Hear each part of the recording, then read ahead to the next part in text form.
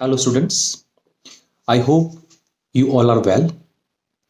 और अगर आप मेरी इस वीडियो को सुन रहे हैं और आपको इसको सुनने में अगर आनंद आता है, ठीक है, कुछ समझ में आता है, कुछ नॉलेज आपको मिलती है, तो प्लीज़ और kindly subscribe my channel and like it, share it. आज मैं आपसे जो बात करने वाला हूँ, मैं एक ऐसी पर्सनैलिटी के बारे में बात करूँगा जिनका नाम है Albert Einstein. He was one of the greatest scientist of the world.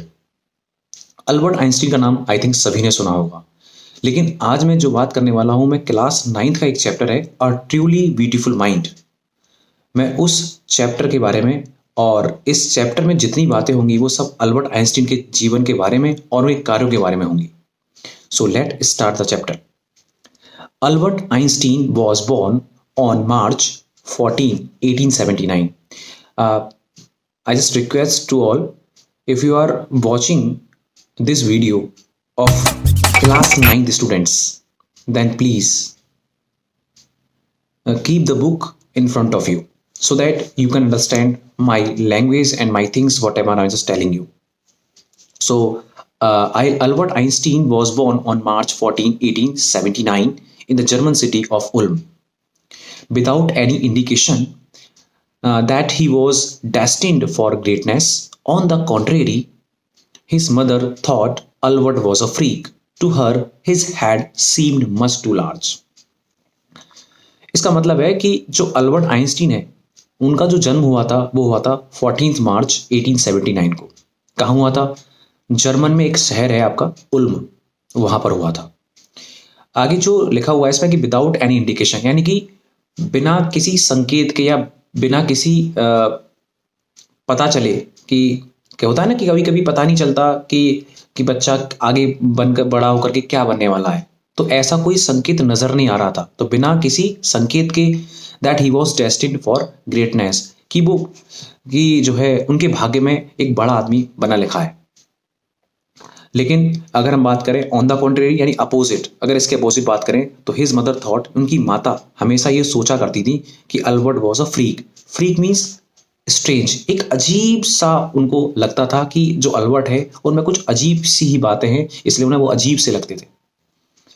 To her his head seemed much too large, और उनको ऐसा लगता था कि उनके बच्चे का सिर यानी कि अल्बर्ट का सिर थोड़ा सा बड़ा है। अब चलते हम नेक्स्ट पैरा की ओर। At the age of 2.5 Einstein still was not talking. जब अल्बर्ट आइंस्टीन लगभग 2.5 ईयर के हो गए, यानी लगभग 2.5 साल के हो गए, तो उन्होंने बोलना नहीं सीखे था, यानी वो बोल नहीं सकते थे। When he finally did learn to speak, he uttered everything twice. लेकिन जब उन्होंने बोलना सीखा तो उस हर चीज को 2 बार बोलते थे।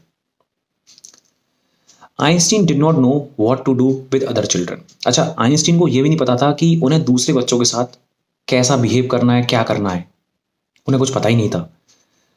And his playmates called him brother boring, इसलिए उनके जो भी प्लेमेट्स थे, जो भी उनके साथ कभी भी खेला करते थे, वो उनको ब्रदर बोरिंग कहते थे, यानी कि ऐसा बच्चा जो बोर करता हो। So the youngster played by himself much of the time, इसलिए वो ज्यादातर अपने साथ ही यानी अकेले ही खेला करते थे। He specially loved mechanical toys, उनको मैकेनिकल टॉयज से बहुत प्रेम था। Looking at his new born sister Maja, he is said to have said fine but where are her wheels. ये बहुत ही एक अच्छा और इम्पॉर्टेंट क्या यहाँ पर है कि जिस तरह से अभी हमने यहाँ पे पढ़ा कि उनको मैकेनिकल टॉयज से बहुत प्रेम था। ओके, तो जब उनकी एक न्यू बॉर्न सिस्टर पैदा हुई, यानी उनकी जो एक बहन थी जो पैदा हुई, इसका नाम था माजा, तो जब वो पैदा हुई तो अल्बर्ट आइंस्टीन ने कहा कि इसके व्हील कहाँ है। A headmaster once told his father that what Einstein chose as a profession would not matter because he will never make a success at anything.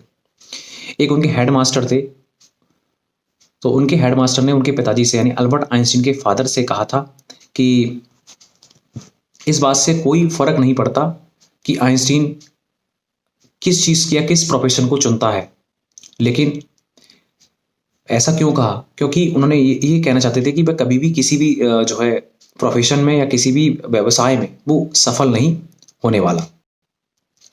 Einstein began learning to play the violin at the age of 6। Einstein ने लगभग 6 साल की उम्र में violin बजाना सीख लिया था। Because his mother wanted him to, क्योंकि उनकी माता ये चाहती थी कि वो वायलिन बजाना सीख ले, इसलिए उन्होंने वायलिन बजाना सीखा।